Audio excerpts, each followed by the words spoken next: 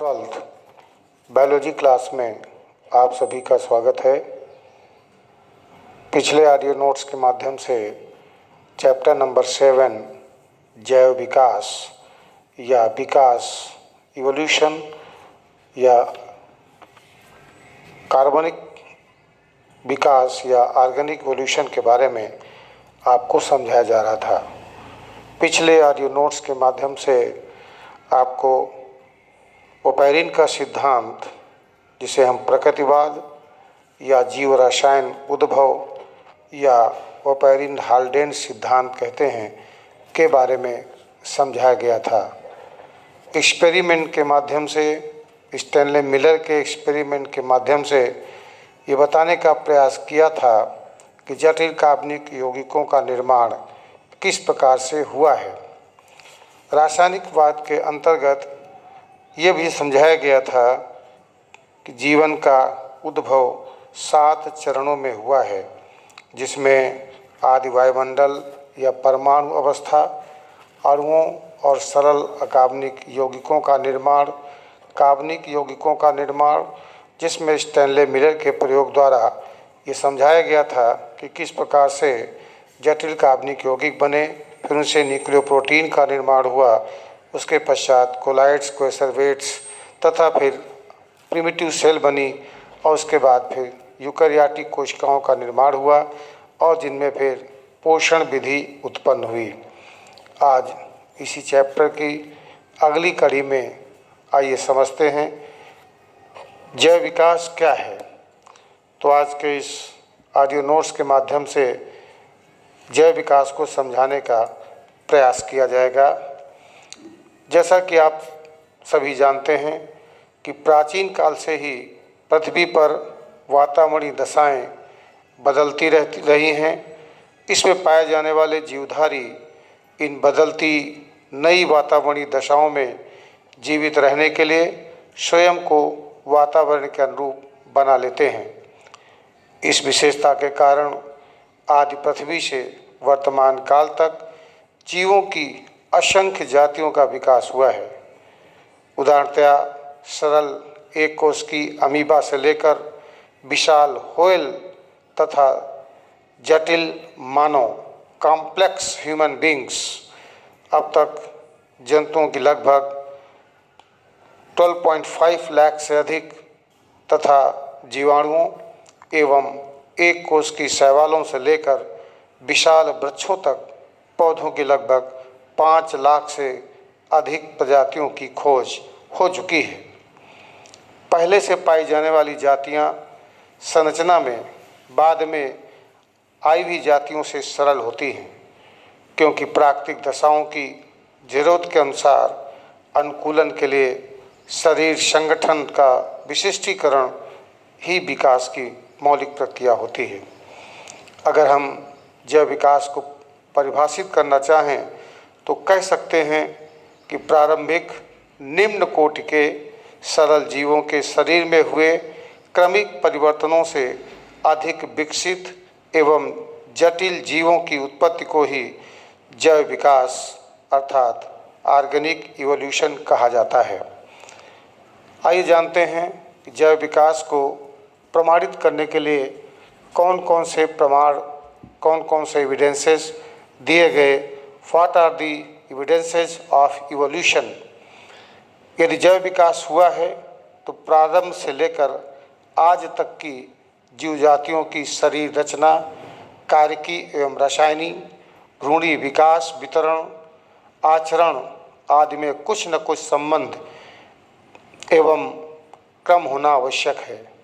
Lamarck, Darwin, Wallace, D bridge तथा अन्य वैज्ञानिकों ने जैव विकास के बारे में अपनी अपनी परिकल्पनाओं को सिद्ध करने के लिए इन्हीं संबंधों एवं क्रमों को दिखाने वाले प्रमाण प्रस्तुत किए, जिन्हें हम जैव विकास के प्रमाण कहते हैं। इन प्रमाणों को हम कई श्रेणियों में बांट सकते हैं, जैसे कि तुलनात्मक, कार्यकी एवं जैव रासायनिक तथा आणविक प्रमाण, संयोजक या मध्यस्थ जातियों से प्रमाण, आनुवांशिकी से प्रमाण, समरूपता या सादृश्यता से प्रमाण, पुराजीवी या जीवाश्म एवं जीवाश्मों से प्रमाण, जीवों की तुलनात्मक संरचना से प्रमाण, पूर्वजता या प्रत्यावर्तन से प्रमाण, जैव भौगोलिक वितरण से प्रमाण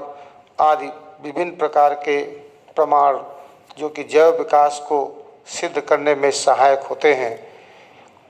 आइए जानते हैं इन्हीं जैव विकास के प्रमाणों के बारे में। जैसा कि आप अपनी स्क्रीन पर देख रहे हैं, होमोलॉगस ऑर्गन्स इन एनिमल्स अर्थात जंतुओं में समजात अंगों को।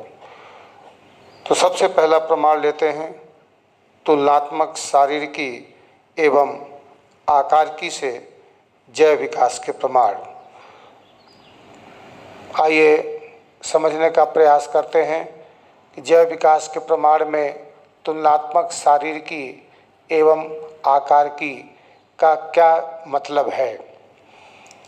जंतुओं के जैव विकास में शारीरिकी एवं आकारिकी के मुख्य रूप से प्रमाण समजात और समरूप अंगों से प्राप्त होते हैं। तो यह जानना आवश्यक है कि समजात अंग क्या होते हैं और समरूप अंग क्या होते हैं। एग्जामिनेशन में समजात और समरूप अंगों के बारे में अक्सर पूछा जाता है कि समजातता क्या है या समरूपता क्या है। तो समजात अंग क्या होते हैं? नाम से स्पष्ट है, विभिन्न जंतुओं के वे अंग जिनकी मूल रचना, उद्भव एवं भ्रूणी परिवर्धन समान होते हैं, परंतु वातावरण के अनुसार ये विभिन्न कार्यों के लिए अनुकूलित रहते हैं, समजात अंग कहलाते हैं।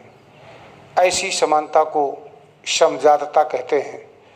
जैसे कि पक्षी के पंख, सील के फ्लिपर, व्हेल के चप्पू, चमगादड़ के पंख, घोड़े की अगली टांग, मनुष्य के हाथ, इन सभी में कंकाल की मूल रचना समान होती है, क्योंकि सभी में ह्यूमरस हड्डी, रेडियस अल्ना हड्डी, कार्पेल्स, मेटाकार्पल्स और फाइलेंजेस अर्थात अंगुलास्थियाँ पाई जाती हैं, परंतु सभी का कार्य अलग अलग होता है।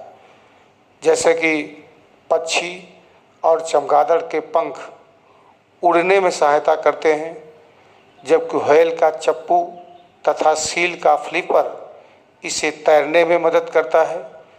घोड़े की अगली टांग दौड़ने में, जबकि मनुष्य का हाथ वस्तुओं को पकड़ने में मदद करता है। लेकिन इनकी रचना और उद्भव में काफ़ी समानताएं होती हैं। जैसे कि आप स्क्रीन पर बने हुए डायग्राम के माध्यम से देख सकते हैं, मनुष्य, बिल्ली, व्हेल और चमगादड़ के हिस्से को दर्शाया गया है। देखिए, मनुष्य में, बिल्ली में पहली हड्डी ह्यूमरस हड्डी है जो अग्रपाद की है, दूसरी रेडियस और अल्ना है, फिर कार्पेल्स और मेटाकार्पेल्स और उसके बाद फाइलेंजेज हैं। ठीक इसी प्रकार से व्हेल और बैट, व्हेल और चमगादड़ की तुलना करें तो वहाँ पर भी ह्यूमरस, रेडियस, अल्ना, कार्पेल्स, मेटाकार्पेल्स और फाइलेंजेज अस्थियाँ पाई जाती हैं, लेकिन इन सभी का कार्य अलग अलग होता है।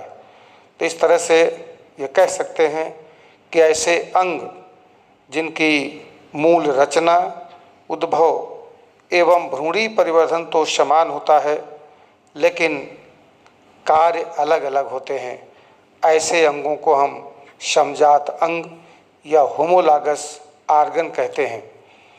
इसके पश्चात फिर आता है अपसारी जैव विकास या डाइवर्जेंट इवोल्यूशन से आप क्या समझते हैं। समजात अंग पाए जाने वाले विभिन्न जंतुओं का विकास समान पूर्वजों से हुआ है तथा उत्तरोत्तर पीढ़ियों में करोड़ों वर्षों में जीवों के समूह अपने पूर्वज से ज़्यादा अपसारी होते चले गए, जिससे वह अपने आप को प्रकृति में पूर्ण रूप से अनुकूलित कर सके। इस प्रकार के जैव विकास को अपसारी जैव विकास कहते हैं, या इसे इंग्लिश में डाइवर्जेंट इवोल्यूशन के नाम से जाना जाता है। तो आइए जानते हैं समरूपता या समवर्तिता तथा समरूप अंग क्या होते हैं। एनालॉगी एंड एनालॉगस आर्गन, जैसे कि आपने समजात और समजातता के बारे में समझा, वैसे अब समरूपता या समवर्तिता या समरूप अंग क्या होते हैं। तो विभिन्न जंतुओं के वे अंग जो देखने में समान होते हैं तथा समान कार्य भी करते हैं, लेकिन उनकी मूल रचना, उद्भव एवं भ्रूणी परिवर्धन असमान होता है। ऐसे अंगों को समरूप अंग या समवर्तिता कहलाते हैं। ऐसी समानता को समरूपता कहा जाता है, जैसे कि कीट के पंख, चिड़ियों के पंख, चमगादड़ के पंख, इन तीनों की ओरिजिन अर्थात इनकी उत्पत्ति अलग अलग तरीके से होती है, लेकिन तीनों का कार्य एक ही होता है, अर्थात उड़ने में सहायक होते हैं। आप अपनी स्क्रीन पर चमगादड़ के पंख, पक्षी के पंख और कीटों के पंख को देख सकते हैं। तीनों के कार्य तो एक जैसे हैं, लेकिन इनका उद्भव या भ्रूणी परिवर्धन असमान होता है।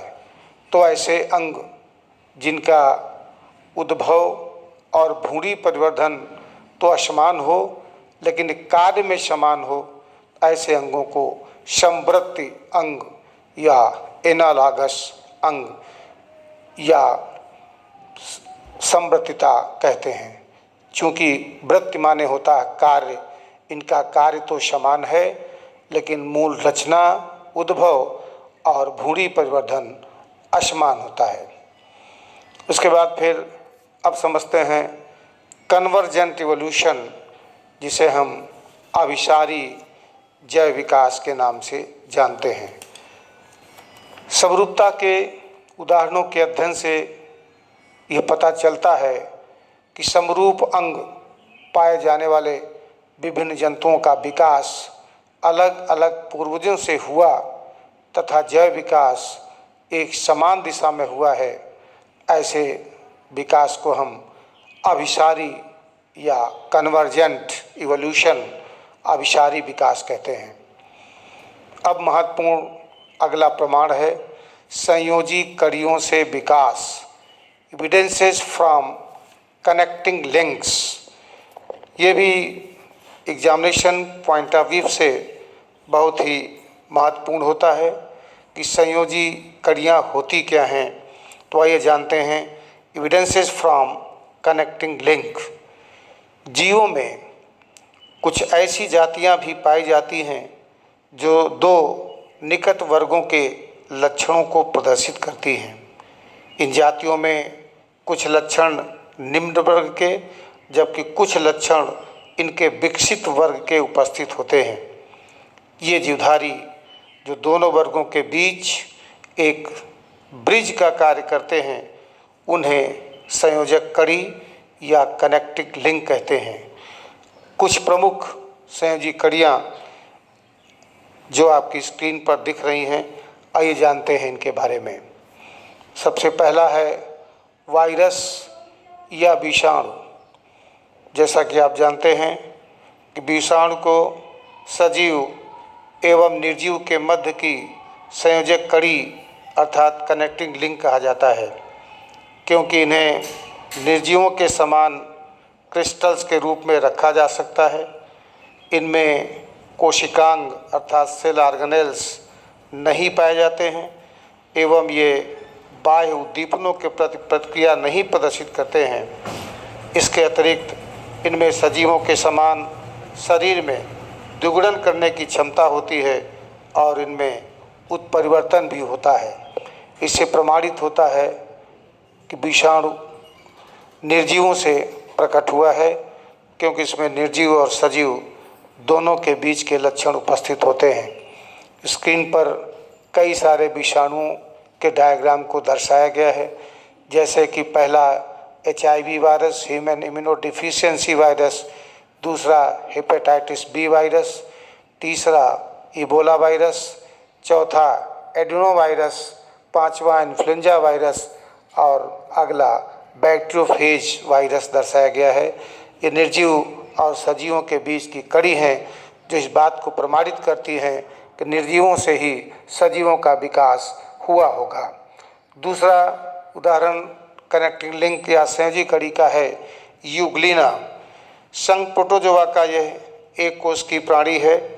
यूग्लिना में क्लोरोफिल पाया जाता है, जो कि प्रकाश की उपस्थिति में पौधों के समान प्रकाश संश्लेषण द्वारा पोषक पदार्थों का निर्माण करता है, परंतु सूर्य के प्रकाश के अनुपस्थिति में यह जंतुओं के समान जंतु संभोजी अर्थात होलोजोइक पोषण भी प्रदर्शित करता है।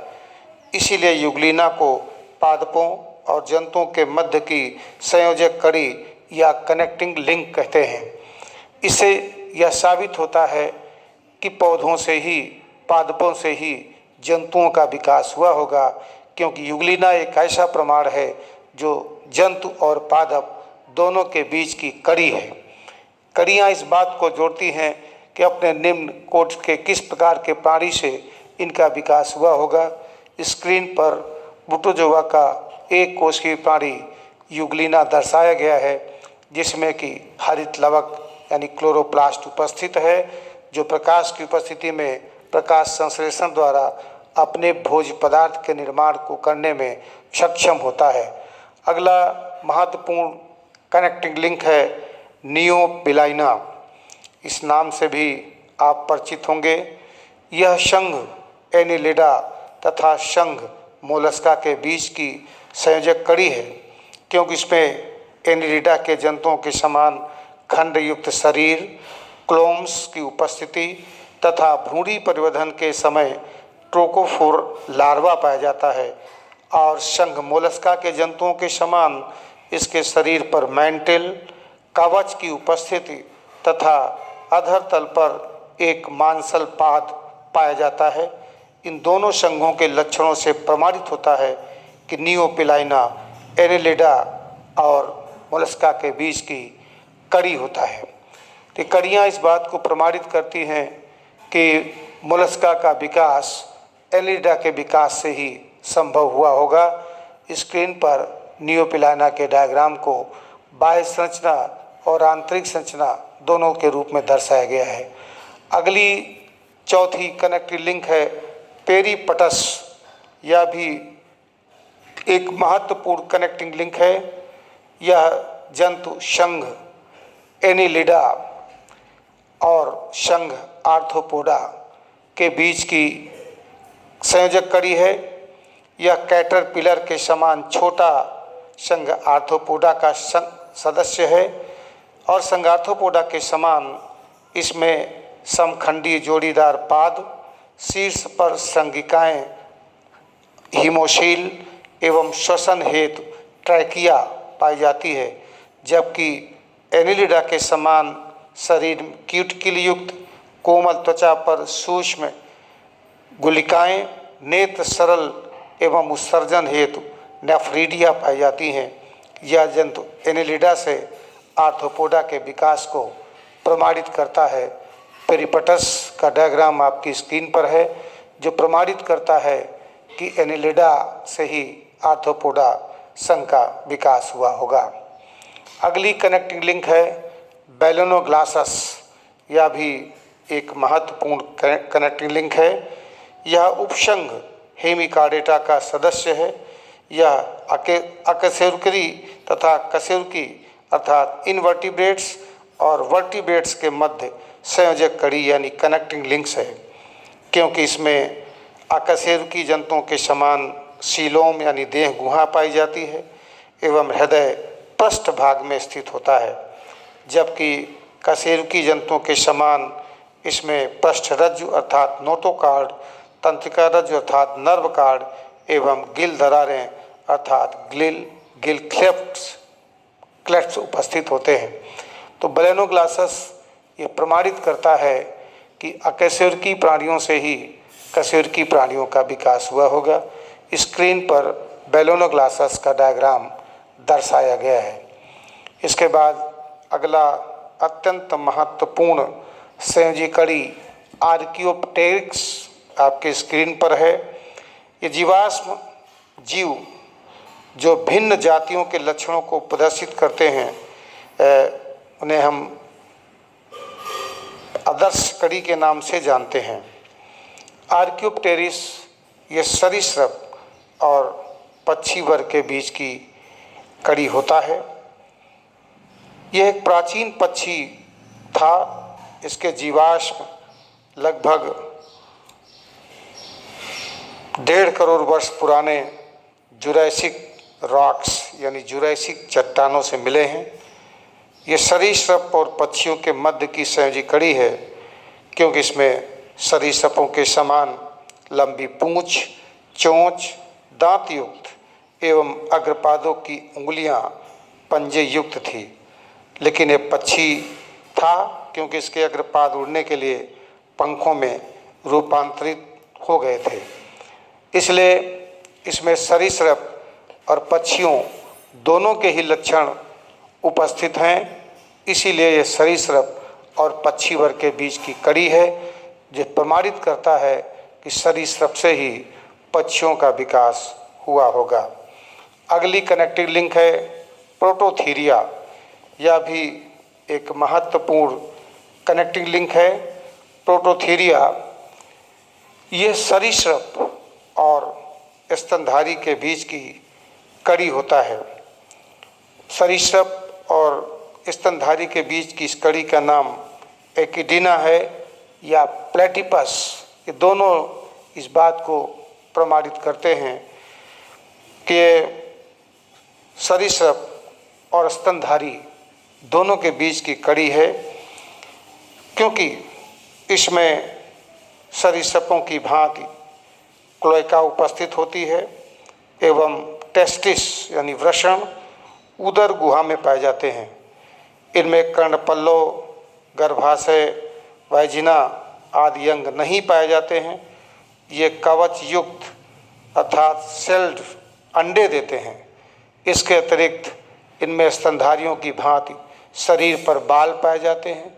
ये दुग्ध ग्रंथियों या स्तन ग्रंथियों की मदद से अपने बच्चों को दूध पिलाती है। तो इस प्लेटिपस और एकिडीना में सरीसृप और स्तनधारी दोनों के लक्षण पाए जाते हैं। सरीसृप के लक्षण इसलिए कि अंडे देता है और स्तनधारी के लक्षण इसलिए कि शरीर पर बाल होते हैं तथा मादा अपने बच्चों को दूध पिलाती है। उसके बाद फिर अत्यंत महत्वपूर्ण प्रमाण अवशेषी अंगों से विकास के प्रमाण एविडेंसेस फ्रॉम वेस्टिजियल ऑर्गन्स। अवशेषी अंग नाम से स्पष्ट है कि ऐसे अंग जो कभी हमारे शरीर में विकसित अवस्था में रहे, लेकिन समय बीतते हुए इन अंगों का उपयोग कम हो गया, तो ये अंग धीरे धीरे अनुपयोगी हो गए और शरीर में अवशेष के रूप में विद्यमान हैं। ऐसे अंगों को अवशेषी अंग के रूप में जाना जाता है। आइए जानते हैं कि अवशेषी अंग होते क्या हैं। अधिकतर जंतुओं में ऐसे अंग पाए जाते हैं जो वर्तमान समय में अनावश्यक और क्रियाहीन हो गए हैं, लेकिन उनके पूर्वजों में ये बड़े तथा क्रियाशील थे। ऐसे अंगों को अवशेषी अंग के रूप में जाना जाता है। जिन जंतुओं में ये अंग पूर्ण विकसित रूप में पाए जाते हैं, वे उन जीवों से संबंध स्थापित करते हैं जिनमें ये अवशेषी रूप में पाए जाते हैं।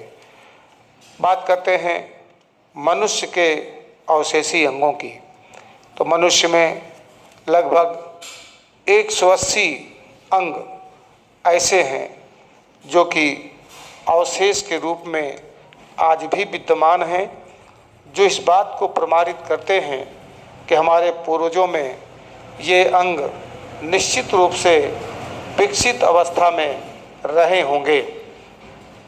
तो जीवों के शरीर में अनेक ऐसे अंग हैं जिनका शरीर में कोई महत्व नहीं है, ये कार्य विहीन हो गए हैं। ऐसे अंगों को हम अवशेषी अंग कहते हैं। लेकिन ये अंग जंतुओं के पूर्वजों में क्रियाशील, पूर्ण विकसित तथा उपयोगी थे, लेकिन बदलते हुए पर्यावरण में इनका उपयोग धीरे धीरे कम होता गया और ये आकार में छोटे और निष्क्रिय हो गए। सबसे पहले अवशेषी अंग के बारे में जानते हैं। क्रमी रूप परशेषिका, वर्मी फॉर्म अपेंडिक्स। शाकाहारी स्तनधारियों की आहार नाल की अंधनाल से सीकम कहते हैं कि सिरे पर एक नली के समान ट्यूब लाइक संरचना पाई जाती है, जिसे हम क्रमी रूप परशेषिका कहते हैं। इसे पाए जाने वाले जीवाणु सेलुलोज का पाचन करते हैं। मनुष्य की आहार नाल में पाई जाने वाली क्रम रूप परशेषिका अवशेषी अंग के रूप में पाई जाती है। इसमें सेलुलोज का पाचन नहीं होता। इससे स्पष्ट होता है कि मनुष्य के पूर्वज शाकाहारी प्राणी थे, परंतु सर्वभक्षी स्वभाव के कारण मनुष्य के भोजन में सेलुलोज की मात्रा कम होने से अंधनाल का यानी क्रम रूप परशेषिका का कोई महत्व नहीं रह गया, क्योंकि मनुष्य शाकाहारी से अब सर्वाहारी अर्थात अब ओमनीवोरस हो गया है, इसलिए इसका कोई अंग नहीं उपयोग नहीं रह गया। इसी कारण से यह हमारे शरीर में अब अवशेष के रूप में विद्यमान है। देखिए, डायग्राम के माध्यम से इस बात को दर्शाया गया है कि ये अपेंडिक्स कहाँ पर होती है, उसकी स्थिति को दर्शाया गया है। कभी कभी इसकी वजह से पेट में दर्द होता है, तब इसको डॉक्टर ऑपरेशन करके इसे निकाल देते हैं। चूँकि ये क्रियाशील नहीं है, इसका कोई कार्य नहीं रह गया, इसलिए इसके निकल जाने के बाद भी कोई समस्या नहीं होती है। अगला पुच्छ कशेरुक, यह भी एक महत्वपूर्ण अवशेषी अंग है जो आज भी हमारे शरीर में मौजूद है। मनुष्य में पूंछ का अभाव है। पूंछ नहीं होने के कारण कशेरुक दंड के अंत में 4 पूंछ कशेरुकाएँ मिलकर एक कॉक्सिक्स हड्डी बनाती हैं। पूंछ कशेरुकाओं की उपस्थिति यह प्रमाणित करती है कि मनुष्य किसी ऐसे प्राणी से विकसित हुआ है जिसके पूर्वजों में पूंछ रही होगी। इस तरह से मनुष्य में तो पूंछ नहीं है, परंतु त्वचा के नीचे 4 पुच्छ कशेरुकाएँ, जिन्हें कॉक्सिक्स कहते हैं, अत्यधिक ह्रासित पूंछ के समान रचना का प्रमाण देती है। वास्तव में हम सभी के भ्रूणावस्था में एक छोटी सी पूंछ होती है। कभी कभी नवजात शिशु में भी छोटी पूंछ दिखाई देती है, जो प्रमाणित करती है कि मनुष्य के पूर्वजों में कब पूंछ रही होगी। देखिए, डायग्राम के माध्यम से इस कॉक्सिक्स को दर्शाया गया है, जो वास्तव में पुच्छ कशेरुक है। हमारे पूर्वजों में निश्चित रूप से यह विकसित रही होगी, जिससे प्रमाणित होता है कि हमारा जन्म किसी ऐसे पूर्वज से हुआ है जिसमें पुच्छ कशेरुक पाई जाती थी, यानी पूंछ थी। अब अगला अवशेषी अंग है अकल दाढ़, जिसे हम विजडम टीथ के नाम से जानते हैं। मनुष्य एवं अन्य प्राइमेट्स स्तनधारियों में तृतीय मोलर दांत उपस्थित होता है, परंतु मनुष्यों में अवशेषी अंग के रूप में पाया जाता है। तीसरा मोलर दंत मनुष्य में ये अनावश्यक होता है, क्योंकि ये सबसे बाद में निकलता है तथा कभी कभी नहीं भी निकलता है। ये प्राइमेट्स जंतुओं में अभी भी क्रियाशील है। इस तरह से ये अगला अंग विजडम टीथ या अकल दाढ़ है, जो कि अवशेष के रूप में होती है। अगली अगला अवशेषीय अंग निक्टिटेटिंग झिल्ली, जिसे हम निमेषक पटल के नाम से जानते हैं, यह भी महत्वपूर्ण अवशेषीय अंग है। शाकाहारी स्तनधारियों की निमेषक पटल ये वास्तव में जलीय जंतुओं जैसे मछली, मेढक, कुछ पक्षियों, कुछ स्तनधारियों जैसे कि बिल्ली, कुत्ता आदि में आँखों की रक्षा के लिए निक्टिटेटिंग झिल्ली पाई जाती है। मनुष्य में अब यह अवशेषी हो चुकी है, जो नेत्र के भीतरी कोने पर लाल और तिकोनी झिल्ली के रूप में पाई जाती है, जिसे हम प्लाइका सेमिल्यूनेरिस के नाम से जानते हैं। तो निमेषक पटल या झिल्ली जलीय और उभयचर जंतुओं में अभी भी उपस्थित होती है, जो कि जंतुओं के नेत्रों की रक्षा करती है, परंतु मनुष्य में इसका कोई महत्व नहीं है। मनुष्य के नेत्रों में एक कोने पर पाई जाने वाली लाल रंग की एक अर्धचंद्राकार झिल्ली के रूप में उपस्थित होती है। अब इसका हमारे शरीर में कोई काम नहीं रह गया, लेकिन इस बात को प्रमाणित करती है कि हमारा विकास किसी ऐसे पूर्वज से हुआ है जिसकी आँखों में ये झिल्ली पाई जाती है। अगला, शरीर पर बाल का पाया जाना।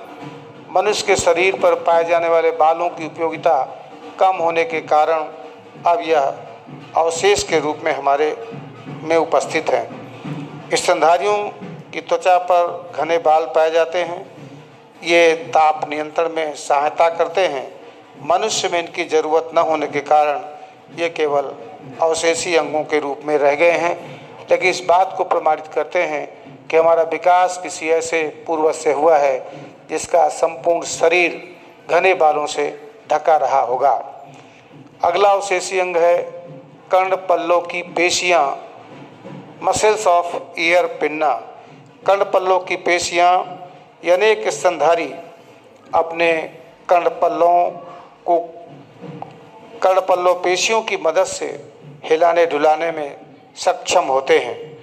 ये जंतु कर्णपल्लों को वायु की दिशा में घुमाकर ध्वनि को ग्रहण करते हैं, परंतु मनुष्य अपने कानों को स्वतः नहीं हिला सकता, क्योंकि कानों में ये पेशियाँ अब अवशेषी संरचना के रूप में मौजूद हैं। लेकिन इस बात को प्रमाणित करती हैं कि हमारा जन्म किसी ऐसे पूर्वज से हुआ है जिसमें बाह्य कर्ण विकसित थे और उसमें कानों को हिलाने डुलाने की क्षमता थी। तो इस तरह से आज के इस ऑडियो नोट्स के माध्यम से जैव विकास क्या है और जैव विकास के प्रमाण कौन कौन से हो सकते हैं, उनमें से पहला तुलनात्मक शारीरिकी एवं आकारिकी से प्रमाण, दूसरा समरूपता या समवर्तिता या समरूप अंगों से विकास के प्रमाण, फिर संयोजी कड़ियों से विकास के प्रमाण और उसके पश्चात अवशेषी अंगों से विकास के प्रमाण समझाने का प्रयास किया है। अगले ऑडियो नोट्स में हम विभिन्न बचे हुए अन्य जैव विकास के प्रमाणों को समझाने का प्रयास करेंगे, जैसे कि भ्रूणकी से विकास के प्रमाण, पूर्वजतता या प्रत्यावर्तन से प्रमाण, जीवाश्म विज्ञान से प्रमाण। इसको हम अगले ऑडियो नोट्स के माध्यम से प्रेषित करेंगे। आशा है आज हमारे द्वारा बताई गई बातें जैव विकास क्या है, जैव विकास के विभिन्न प्रमाण क्या हैं, इन प्रमाणों के माध्यम से जैव विकास को कैसे समझाया जा सकता है समझ में आ गया होगा। इसे अब आप अपनी जीव विज्ञान नोट्स कॉपी में अवश्य लिख लीजिएगा। अगले ऑडियो नोट्स के माध्यम से जैव विकास के प्रमाण के अंतर्गत आगे के प्रमाण बताएंगे। आज के लिए इतना पर्याप्त है, शेष अगले ऑडियो नोट्स के द्वारा प्रेषित किया जाएगा। बहुत बहुत धन्यवाद।